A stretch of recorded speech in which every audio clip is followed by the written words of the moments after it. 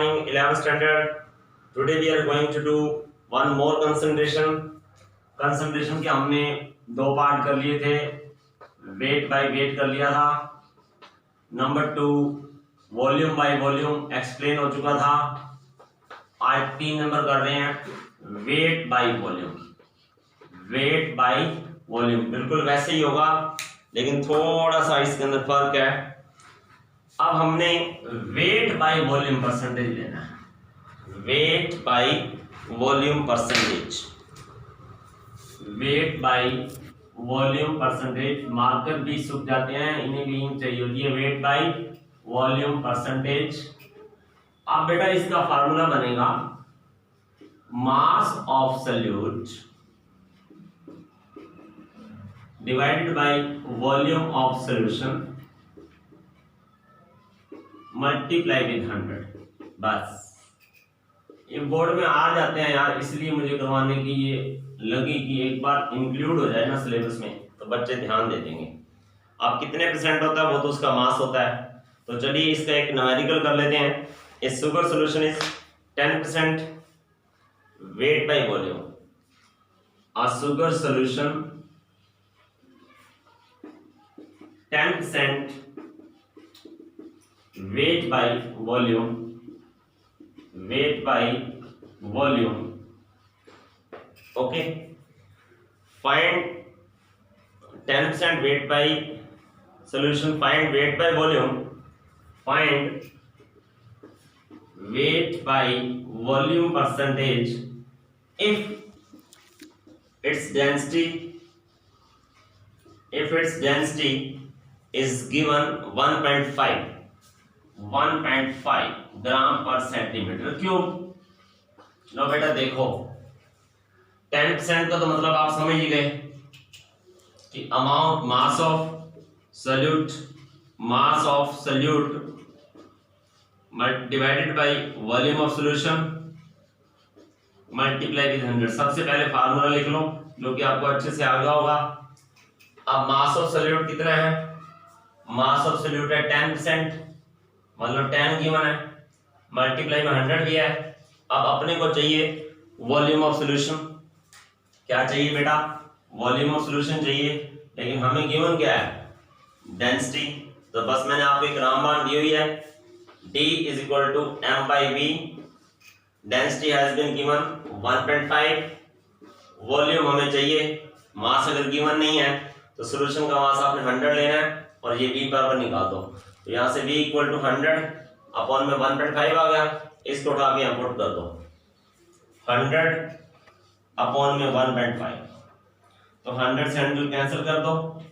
अब आपके पास बच गया 10 मल्टीप्लाई विद 1.5. ये ऊपर चला जाएगा, इसका डेसिमल कट कर दो. 10 आ गया. 10 से फिर 10 कैंसिल कर दो. तो you are getting the answer 15%. तो इसकी बेटा प्रैक्टिस करते रहना, खास करके जहाँ डेंसिटी गिवन हो. मास और वॉल्यूम में से एक चाहिए होता है. मतलब और अगर आपको वॉल्यूम नहीं गिवन है तो 100 लेना है, मास नहीं गिवन है तो 100 लेना है. अगर वो बोल दे मुंह से तो पर्टिकुलरली वही लेना है. मास के लिए एक आधा क्वेश्चन है +2 में ऐसा. तो फिर ये टर्म आपने जरूर यूज करनी है. एक क्वेश्चन मैं आपको घर के लिए देता हूं, इसको रब कर रहा हूं. I hope so that you understand. अब आपके पास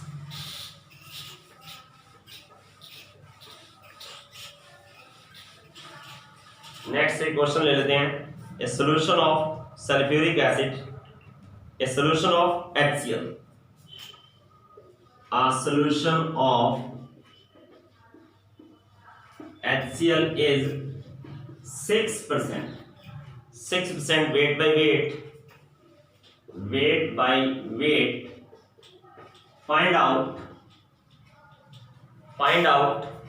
mass of HCl. Find out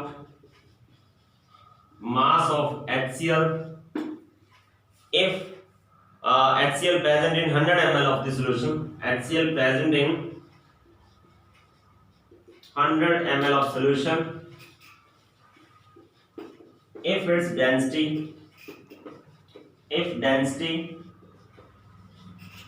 given है 1.2 ग्राम पर centimetre cube. A solution of HCl is 6% weight by weight। तो बस सबसे पहले आप इसका फार्मूला रख दो बेटा, weight by weight is equal to mass of HCl, क्योंकि इस वक्त HCl सॉल्यूट हमारे पास, mass of HCl divided by volume of solution, क्योंकि ये वॉल्यूम में बात कर रहा है ना, तो मल्टीप्लाई विद 100, दैट्स इट। अब वेट बाय वेट परसेंट कितना है, 6% है। मास ऑफ सॉल्यूट मतलब HCl चाहिए और वॉल्यूम ऑफ सॉल्यूशन आपको निकालना है, तो density is equal to mass by volume. इसमें डेंसिटी है 1.2, तो 1.2 आपको चाहिए क्या, volume, that comes to 100 by V, तो V is equal to what, 100 by 1.2। V की वैल्यू पुट कर दो, V की वैल्यू पुट की 100 by 1/2 multiply with 100। Is it clear? अब आपके पास, तो इसको आप सॉल्व कर लो। इज इट क्लियर बेटा? इसमें हल्की सी गड़बड़ हुई है। वेट बाय वेट आपको गिवन है, मास ऑफ सॉल्यूट आपके पास x निकालना है, ये मास ऑफ सॉल्यूशन है। वेट बाय वेट पे बात कर रहा है ना, तो यहाँ पे आपको मास ऑफ सॉल्यूशन चाहिए ना, तो फिर यहाँ से हमारे पास वॉल्यूम आप 100 ले लेंगे और मास आपने निकालना है, तो यहाँ से मास बराबर 1.2 इंटू 100 आ गया, वो वैल्यू पुट करोगे बेटा, मैंने देखा नहीं था ध्यान से, तो that comes to you 1.2 multiply with 100, 100 से 100 कैंसिल, x बराबर आ गया 7.2 ग्राम, 12 ग्राम आपके पास वेट बाय वेट परसेंटेज आ जाएगी। ओके, अब एक छोटी सी कंसंट्रेशन की टर्म और रह गई है, इससे तो आप प्रैक्टिस में ध्यान रखना, ये कई बार ऐसे एग्जाम में आ जाती है फिर बच्चे के 1 या 2 नंबर ले जाते हैं, खासकर जब डेंसिटी और मास का रिलेशन, जैसे मैं अभी भूल गया था, क्वेश्चन करते करते ही डी का अगर ध्यान नहीं रहा, आपने m का v कर दिया या v का m कर दिया, तो you will lose the marks, that's it. अब अपने को लेनी है एक और लास्ट कंसंट्रेशन की टर्म है, वो है मोल फ्रैक्शन। अब मोल फ्रैक्शन एक्चुअली x से रिप्रेजेंट करते हैं। मान लो मुझे x a की मोल फ्रैक्शन चाहिए, जीटा बोलते हैं कई बार इसको, तो number of moles of a divided by number of moles a plus number of moles of b, ये इसकी टर्म है। तो मोल फ्रैक्शन क्या हुआ, mole fraction is the ratio of number of moles of one component to the ratio of total number of moles, और इसको zeta से लिखते हैं, जनरली x से लिख देते हैं। अब इसके 2 पॉइंट इंपॉर्टेंट है, सपोज कर लो xa प्लस xb 2 कंपोनेंट है ना, तो mole fraction of this solution is always unity, ये ध्यान रखना। Mole fraction, sum of mole fraction is always unity. अगर हमने एक निकाल लिया मान लो, तो दूसरा निकालने की जरूरत नहीं है, उसे 1 में से लेस कर दो, और फिर ये रेशियो क्वांटिटी है ना, तो इसका यूनिट नहीं होता, इट इज यूनिट लेस। तो मोल फ्रैक्शन कंसंट्रेशन की टर्म्स है, बहुत ही अच्छी और इजी है। अब हम एक बात करते हैं, छोटा सा क्वेश्चन ले लेते हैं। सपोज कर लो इफ 92 ग्राम इथेनॉल, अभी मैं फार्मूला लिख देता हूं, is dissolved in 36 gram of water. Find out mole fraction of each component. तो हमको करना क्या है, ऐसे 2 भी हो सकते हैं, 3 भी हो सकते हैं, मैंने 2 कंपोनेंट लिए। अब देखो बेटा, मुझे निकालना है x ऑफ मान ले C2H5OH, तो what I need it, that is जिसका निकालना उसके ऊपर रखो NO2H5OH, नीचे NO2H5OH plus N of water. तो N क्या है? N denotes the number of moles. तो नंबर ऑफ मोल्स अगर मैं इथेनॉल के निकाल लूं तो वो क्या आएगा? Given mass by molar mass. इसका given mass my friends 92 given है, तो आई पुट 92 हियर।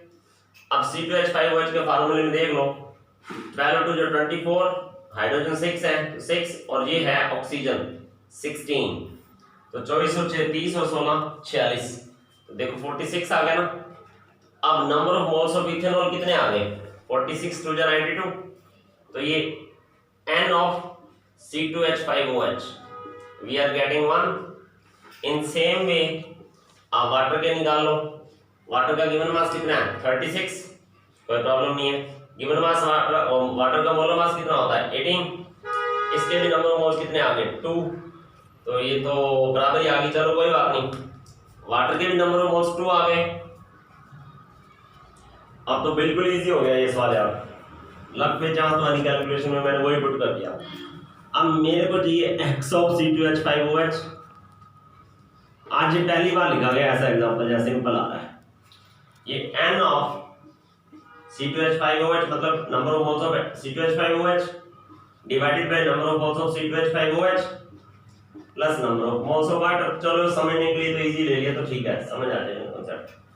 अब number of moles of ethanol कितने हैं?